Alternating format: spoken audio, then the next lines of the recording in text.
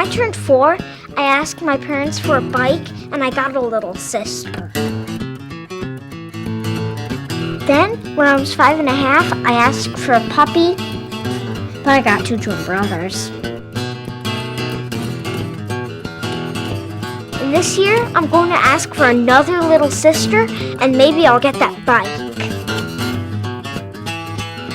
First National Bank, believing in the community, preparing for the future. Hello and welcome to Press Pass for the week of December the 26th, 2011.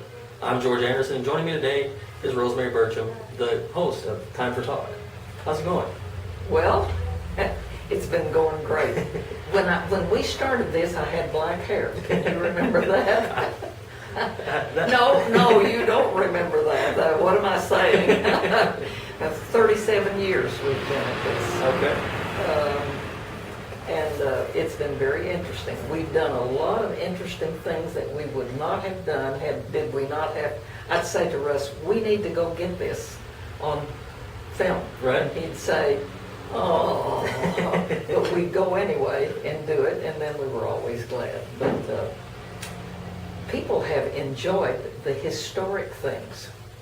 The history of the Boot Hill. Right. 84 being built across the swamps. And they love see what emerged from the swamp, you know. Right. I remember going up to the courthouse and going through their old survey files of 1843, and the surveyor said the Dunklin County in the Boot Hill is 30 miles wide and 3 feet deep, which was really interesting. Right. To us. Really interesting to us. And we've gone. People like for us to go when we've gone overseas on mission trips. Mm-hmm. Usually we've gone for like 3 months out of the year, every year that we could. But Russ got old, so we had to stop this. But we've enjoyed going. We were in Moscow when there was a coup. It was a little scary. Oh, yeah? Actually, I wasn't afraid for my life. I was afraid for the camera. I thought if they see us carry a camera, they'll confiscate it, and then what will we do? But it was relatively, there were a lot of tanks in the street, and a lot of men standing up on the tanks, and we could hear yelling, but it worked out all right. We've had some good times. So how did this series get started? Oh my. You're asking me to go back almost. We decided when the cable came into Kennett, and they were going to have a public access channel. Anybody could get on. It was mandated that they do that. They had to have anybody that wanted on could get on and do public things. And we decided it would be good for the church to be able to do our Sunday sermon, our Sunday services, and use our kids to sing. And we wanted something to bring people in to view it. And what else besides local stuff? Right. Local stuff. That's what you're It's into. the bread and butter. Yeah. Now, what's, you said 37 years now. Mm-hmm. What has been the most interesting thing that you can recall? Oh my. Oh my. What's the most interesting thing? Well, one of the more interesting things we've done was one of the last mission trips.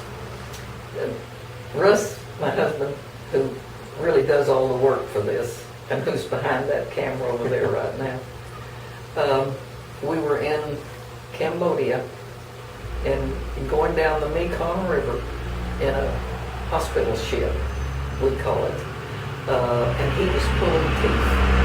And there would be 300 to 400 people lined up on the bank of the river every morning to see if they could possibly. They'd never seen a dentist in their life. They'd never brushed their teeth in their life.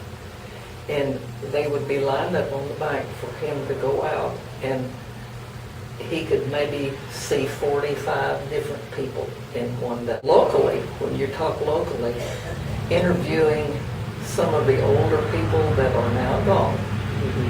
Drew Williams Meat Farm, Aline Mobley, all these old timers that remember what it was like back in 1908 and 1909. That's even before my day.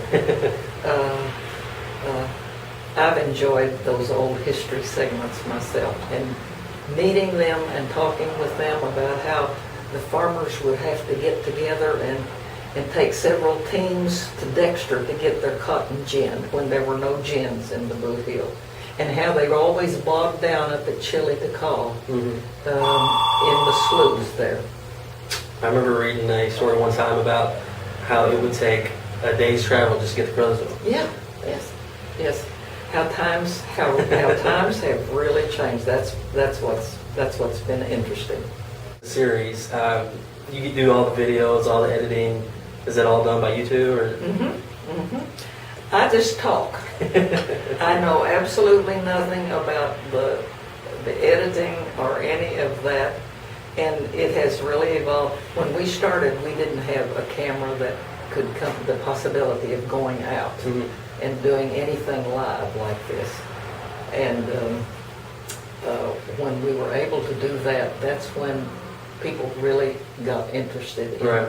and we could go do the parades or do ball games or whatever. And it was very interesting. All right. Joining me now is Russ Bertram, the man behind the camera, so they say, the man who does all the editing, all the videos, all the grunt work of the program. How's that?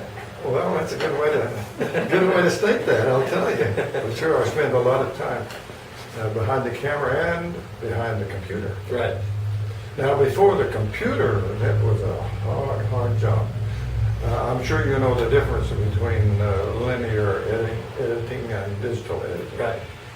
And there's all the difference in the world. And it's amazing, that digital stuff is a little less expensive to operate than all that old stuff. Right. Yeah, I've done some reading up on some B-roll stuff, and it seems like it would have been a big pain. It was, and I spent lots of time. But it sort of became a life hobby for me. And that's one of the reasons I was willing to stay with it, because I enjoyed it so much. Right. Now, when did you guys make the transition from analog to digital? Well, let's see. When those digital editing machines first became available to the consumer, that's when we did it. Okay. They were awkward to use, but they worked. And I've still got a lot of discs that I made with those old machines. And now it's the same process. It's just a little more streamlined. Right. And what I enjoy, I guess, most of all, is not making the pictures or recording them on the camera, but it's tearing all of that apart and editing it, and so that it looks somewhat professional. Because I'm not a professional man, but I have learned a lot about it. Right. And I can talk to the professionals.